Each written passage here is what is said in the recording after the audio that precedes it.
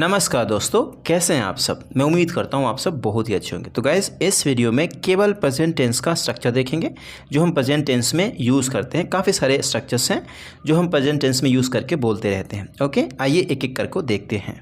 तो गाइस, पहला स्ट्रक्चर है सब्जेक्ट प्लस वर्ब की फर्स्ट फॉर्म या फिर वर्ब की फिफ्थ फॉर्म, उसके बाद ऑब्जेक्ट। ठीक है, ही शी इट के साथ, और अगर कोई नेम है उसके साथ हम वर्ब की फिफ्थ फॉर्म को यूज़ करते हैं और बाकी सभी के साथ वर्ब की फर्स्ट फॉर्म को यूज़ करेंगे। जैसे मैं रोज़ बाज़ार जाता हूँ, आई गो टू मार्केट डेली। अगर यही मुझे कहना होता श्याम रोज़ बाज़ार जाता है तो कह सकते थे Shyam goes to market daily. यहाँ पे ES जुड़ जाएगा, यानी वर्ब की फिफ्थ फॉर्म को यूज़ किया जाएगा। ओके, अगला सेंटेंस है मैं अक्सर वहाँ जाता हूँ, I often go there. I often go there, वह बहुत मेहनत करता है, he works hard. He works hard.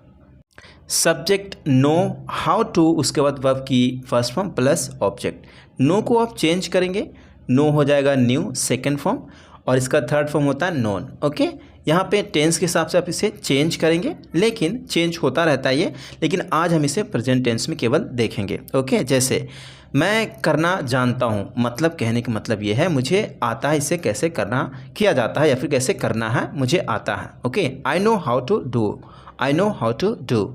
मैं चाय बनाना जानता हूँ, I know how to prepare tea. I know how to prepare tea. मैं जानता था तो आप यहाँ पे न्यू कर देंगे, मैं जान चुका हूँ तो हैव नोन कर देंगे। ऐसे आपको मैं एडिशनली बता दे रहा हूँ। ठीक है, मैं अंग्रेजी बोलना जानता हूँ, I know how to speak English. अब अगला स्ट्रक्चर देखिए, सब्जेक्ट स्टार्ट, उसके बाद वर्ब की फोर्थ फॉर्म प्लस ऑब्जेक्ट। यहाँ पे चाहे तो पास्ट में ले जा सकते हैं, अगर आप प्रेजेंट सीख लेंगे तो पास्ट में आप खुद ही जा सकते हैं, तो हम बात कर रहे हैं केवल प्रेजेंट की। ओके, सब्जेक्ट स्टार्ट, उसके बाद वर्ब की फोर्थ फॉर्म प्लस ऑब्जेक्ट। यहाँ पे स्टार्ट को आप, यहाँ अगर कोई ही शी इट नेम है, मतलब कि थर्ड पर्सन है, तो उसमें आप क्या करेंगे, एस या फिर एस जोड़ेंगे, केवल ES नहीं जोड़ेंगे। इसमें ES कब जुड़ता है, जब उससे पहले वॉवेल होता है तो हम ES जोड़ते हैं। एनीवे, उसे आप सीख लेंगे, कोई बात नहीं, आप जरूर सीखेंगे। तुम रोने लगती हो, यू स्टार्ट क्राइंग। यहाँ पे यू एक सेकंड पर्सन यानी कि प्लूरल फॉर्म है, इसलिए पे स्टार्ट आएगा। ठीक है, यू स्टार्ट क्राइंग। वह चिल्लाने लगता है, he starts shouting. He start shouting. Simple. वे लोग शक करने लगते हैं, they start doubting. They start doubting.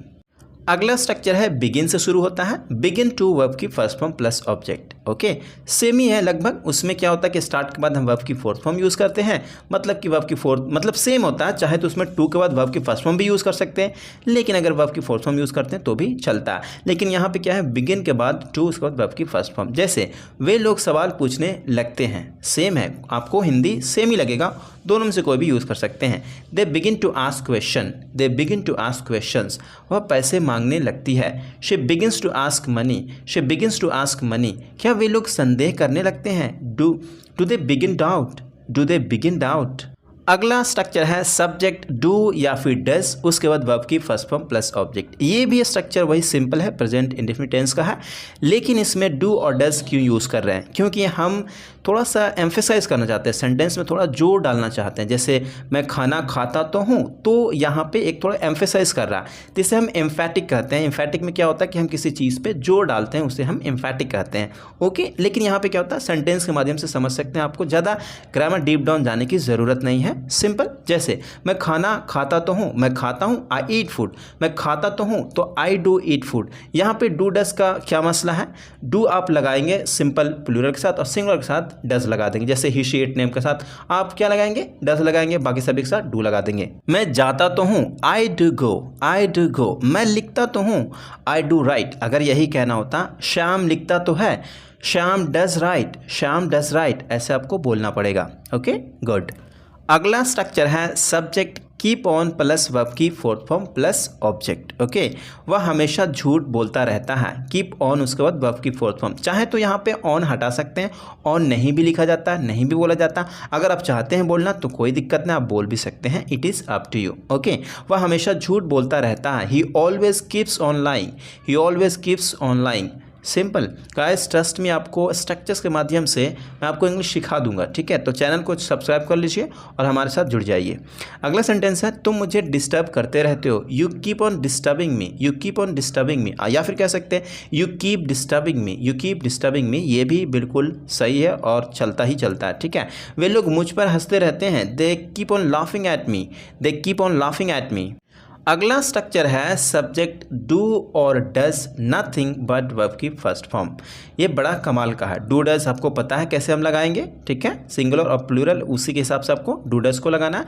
Nothing but उसके बाद वर्ब की फर्स्ट फॉर्म रखेंगे। जैसे वे लोग वहाँ बैठे ही रहते हैं, मतलब कि वे लोग कुछ नहीं करते हैं बैठने के अलावा, सेंस ये होता है। ओके, दे डू नथिंग, वे कुछ नहीं करते हैं लेकिन बैठते हैं, बट सिट देयर। ओके, मतलब बैठने के अलावा कुछ नहीं करते हैं, तो या फिर कह सकते हैं बैठे ही रहते हैं।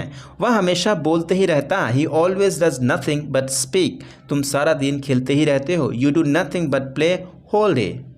अगला स्ट्रक्चर है subject is am are about to verb की first form plus object. Okay, जैसे वाला हूँ, खेलने वाला हूँ, मतलब कोई भी काम फ्यूचर में होने वाला है, बस होने वाला। अभी आप करो, चाहे थोड़ा देर में करो, थोड़ा देर बाद भी, तो आखिर तो फ्यूचर में ही करोगे, मतलब अभी नहीं करो, करने वाले हो, राइट। तो इससे पता चलता है कि मतलब फ्यूचर में होने वाला कोई काम, उस जगह पे हम अबाउट टू को यूज़ करेंगे। अबाउट टू वर्ब की फर्स्ट फॉर्म, सिंपल, मैं उसे पढ़ाने वाला हूँ, I am about to teach him, I am about to teach him, वे पार्क में जाने वाले हैं, they are about to go to the park, they are about to go to the park, दादाजी टहलने वाले हैं, grandfather is about to go for walk. Okay, simple.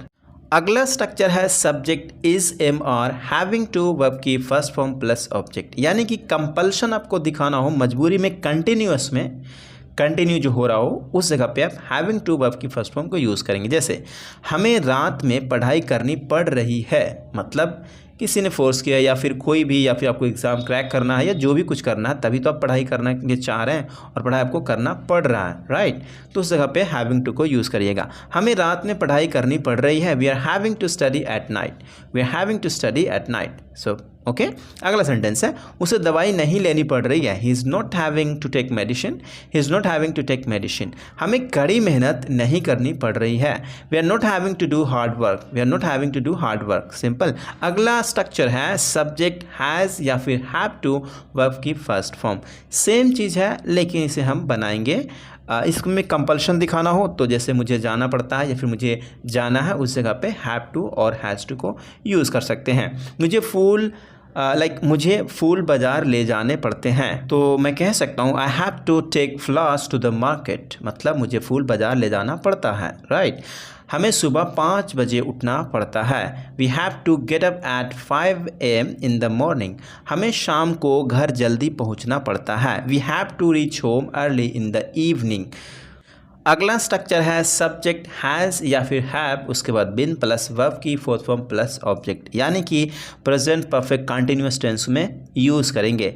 मैं 3 बजे से अपना पाठ याद कर रहा हूँ, स्टार्ट कब किया था, 3 बजे, और अभी भी कंटिन्यू है, ठीक है, तो उसे हम प्रेजेंट परफेक्ट कंटिन्यूअस टेंस में बनाते हैं। मैं 3 बजे से अपना पाठ याद कर रहा हूँ, I have been learning my lesson since 3 o'clock। वह 2 घंटे से क्रिकेट खेल रहा है, he has been playing cricket for 2 hours। हम 4 दिन से बाजार जा रहे हैं, we have been going to the market for 4 days। Subject can verb की फर्स्ट फॉर्म प्लस ऑब्जेक्ट, यानी कैन को यूज़ करेंगे एबिलिटी शो करने के लिए, ठीक है, क्षमता शो करने के लिए। तुम्हारा भाई कार चला सकता है, इन जनरल हम कैन को यूज़ कर सकते हैं, नो डाउट। ओके, तुम्हारा भाई कार चला सकता है, your brother can drive the car. Shyam French बोल सकता है, Shyam can speak French. Mohan तुम्हें हरा सकता है, Mohan can defeat you, Mohan can defeat you.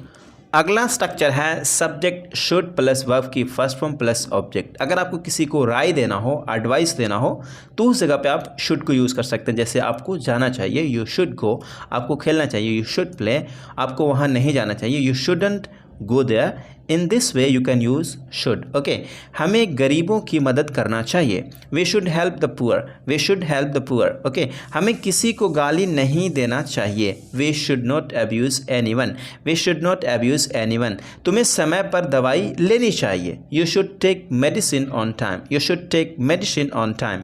अगला स्ट्रक्चर है सब्जेक्ट इज़ एम आर, उसके बाद वर्ब की फोर्थ फॉर्म प्लस ऑब्जेक्ट। ये बड़ा ही सिंपल है, यानी कि प्रेजेंट कंटिन्यूअस टेंस हम यूज़ करते हैं, राइट। जैसे इसमें क्या होता है, कोई काम चल रहा है, ठीक है, उसे हम कहते हैं प्रेजेंट कंटिन्यूअस टेंस। जैसे वह पानी ला रहा है, he is bringing water, he is bringing water. लोग इस जंगल में होकर जा रहे हैं, people are going through this forest, people are going through this forest. वह कहानी लिख रही है, she is writing a story, she is writing a story. तो मिलते हैं अगले वीडियो में, तब तक के लिए अपना ख्याल रखिए और हाँ वीडियो को शेयर कर दीजिए। शेयर करिएगा तो मैं और भी ऐसी आपके लिए टॉपिक लाता रहूँगा। ठीक है।